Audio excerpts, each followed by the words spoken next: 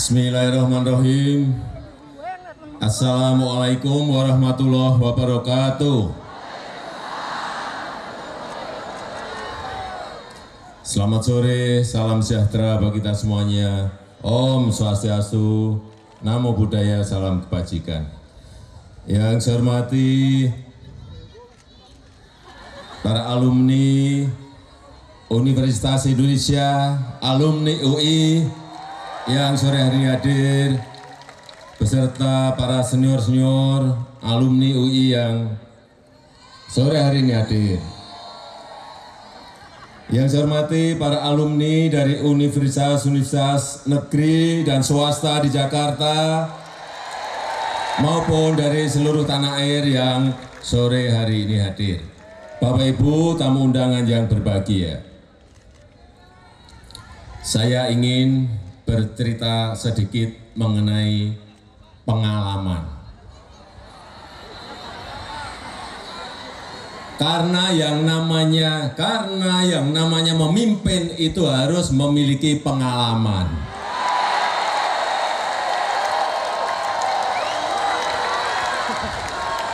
Saya ingat di 2005 saat saya masuk dalam kancah pilkada menjadi wali kota. Sebelumnya saya adalah di dunia usaha.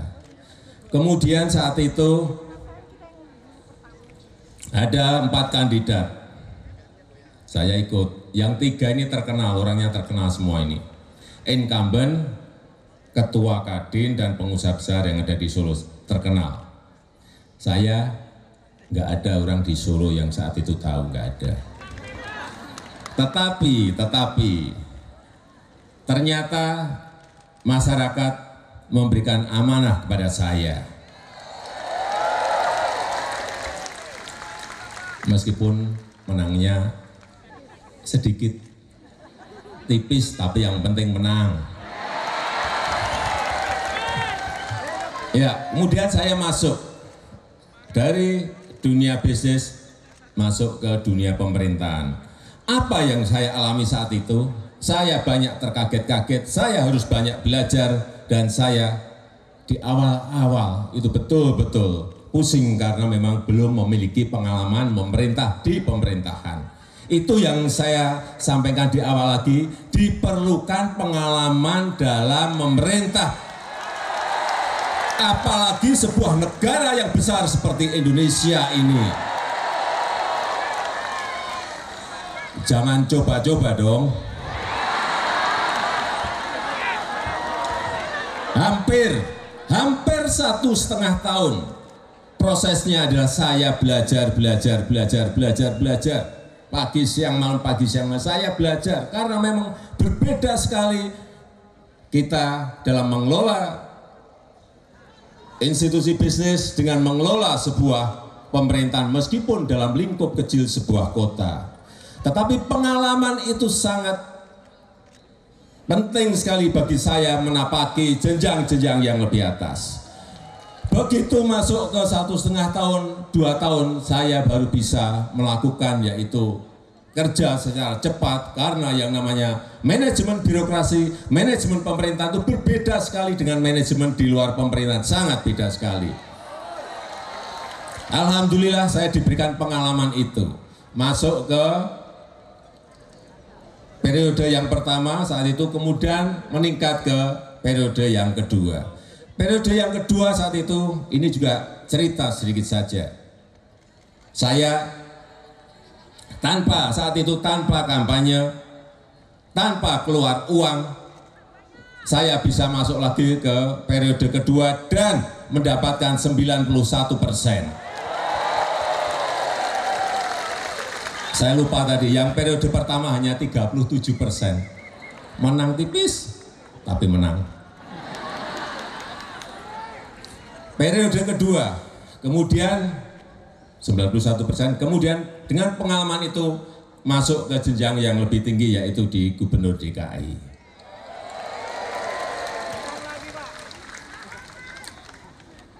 Juga orang saya kira waktu saya masuk ke DKI juga nggak ada yang kenal. Nggak ada yang tahu, sangat sedikit yang tahu. Oh, ada yang tahu. Ya. Perasaan saya, waktu saya masuk ke kampung-kampung di Jakarta, nggak ada yang negor saat itu. Jadi saya merasa nggak ada yang tahu. Tetapi juga alhamdulillah saat itu juga atas kehendak Tuhan, atas kehendak Allah, dan juga karena keinginan masyarakat di DKI yang memberikan amanah kepada saya masuk ke lingkup yang lebih menengah, yaitu mengelola sebuah provinsi. Dari mengelola yang kecil sebuah kota, kemudian mengelola sebuah provinsi di Jakarta yang problemnya juga begitu sangat besarnya, terutama yang berkaitan dengan banjir dan yang berkaitan dengan kemacetan. Kemudian masuk lagi ke level yang lebih tinggi, yaitu mengelola negara. Karena saya memiliki basic pengalaman di kota, basic pengalaman mengelola provinsi, waktu masuk ke lingkup pengelolaan negara, manajemen negara, ya saya biasa-biasa saja karena sudah memiliki pengalaman itu. Itulah yang dinamakan begitu sangat pentingnya pengalaman dalam berpemerintahan. Di sebuah kota saja saya memerlukan 1,5 tahun sampai 2 tahun untuk belajar. Apalagi belum punya pengalaman langsung mengelola negara. Butuh waktu berapa tahun, pertanyaan saya.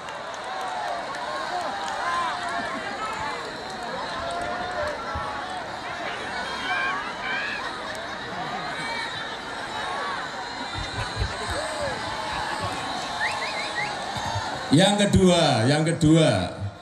kedua saya ingin bercerita mengenai apa yang telah kita kerjakan. Banyak orang yang hanya tahu bahwa kita ini telah mengerjakan infrastruktur. Padahal bukan hanya itu yang telah kita kerjakan. Ya, tapi boleh saya bercerita sedikit mengenai infrastruktur.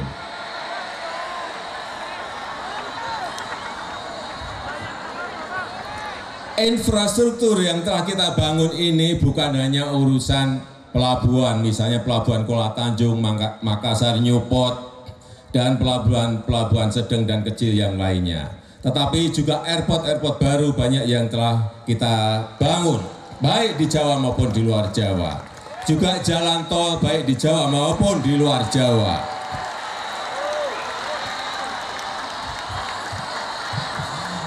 Jadi begini, jadi kenapa ini dibangun?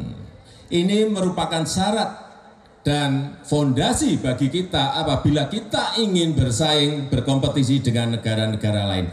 Tanpa basic ini, saya meyakini kita akan sulit bersaing dengan negara-negara lain. Tentu saja ada tahapan-tahapan besarnya. Setelah pembangunan infrastruktur besar-besaran, kita akan masuk kepada yang namanya pembangunan sumber daya manusia secara besar-besaran.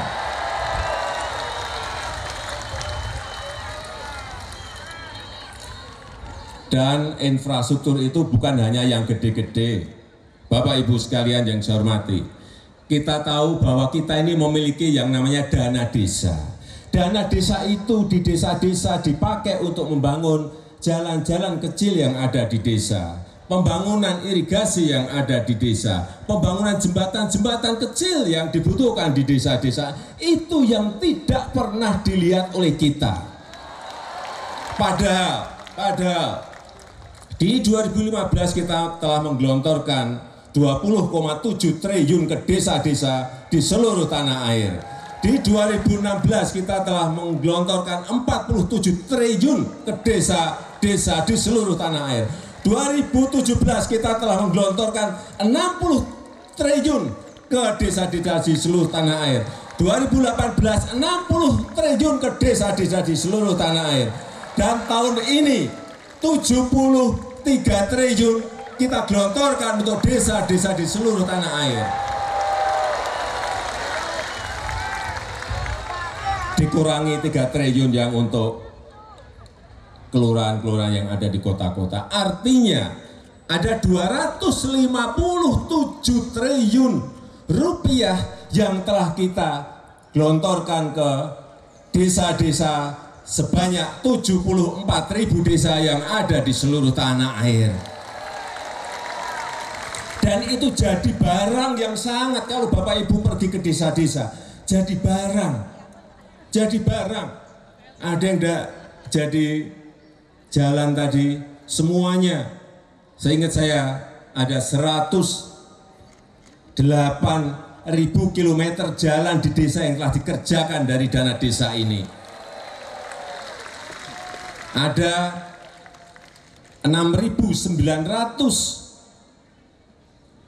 pasar desa, pasar kecil-kecil di desa yang telah terbangun dari dana desa ini. Dan pembangunan-pembangunan yang lain yang ada di desa yang saya tidak ingat satu persatu. Artinya apa? Yang namanya infrastruktur itu juga infrastruktur yang ada di desa-desa, bukan urusan jalan tol dari Jakarta sampai Surabaya yang juga sudah tembus beberapa hari yang lalu.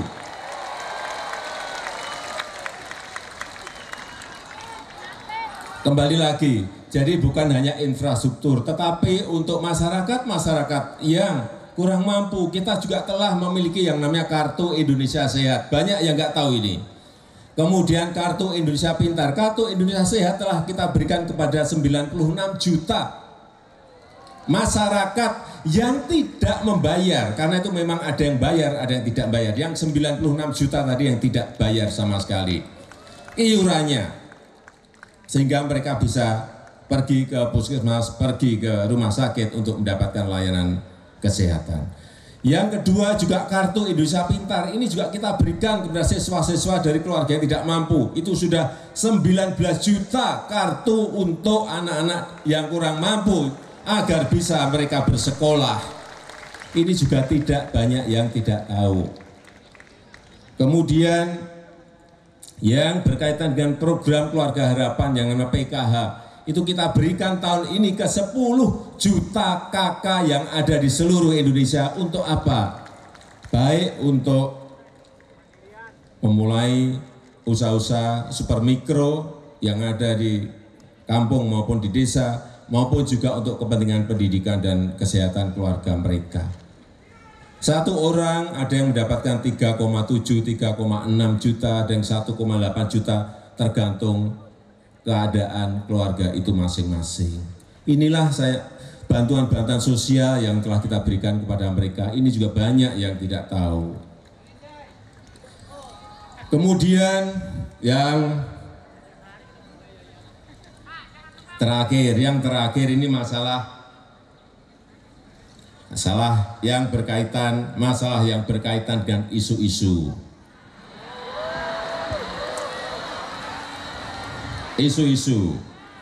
Presiden Jokowi itu isu-isunya yang banyak di bawah.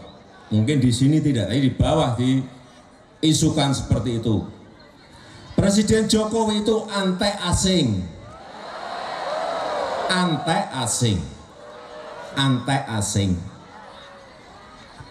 Saya ingin sore hari yang berbahagia ini saya ingin menyampaikan yang namanya Blok Mahakam. Blok Mahakam itu sudah 100% sekarang dikelola oleh Pertamina, yang sebelumnya dikelola oleh Jepang dan Perancis. Kemudian tahun yang lalu juga yang namanya Chevron itu sudah 100% dimenangkan oleh Pertamina. Kemudian Desember 2018 yang lalu juga Freeport telah 51% mayoritas kita kuasai. Pertanyaan saya, anti-asingnya ada di mana?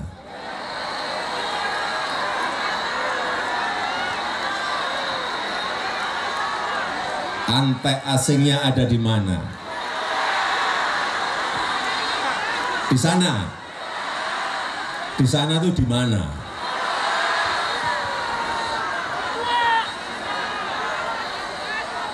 Jangan dibolak-balik seperti itu. Dipikir dipikir merebut 51% saham Freeport selama 4 tahun kita negosiasi itu mudah. Sangat sulit sekali, sangat sulit sekali. Tapi saya tahu bahwa negara sebesar Indonesia ini tantangannya juga besar. Tantangannya juga banyak. Tapi kita tidak boleh lemah, tidak boleh takut terhadap tantangan-tantangan dan rintangan-rintangan. Kita harus optimis. Kita harus optimis. Kita harus optimis. Jangan sampai ada pesimisme di antara kita. Jangan sampai ada yang bilang Indonesia bubar, gak ada. Jangan sampai ada yang bilang Indonesia punah, tidak ada. Tidak ada. Tidak ada. Saya katakan tidak ada. Kita harus optimis, kita harus optimis, kita harus optimis. Saya kadang-kadang jengkel dan marah untuk hal seperti itu.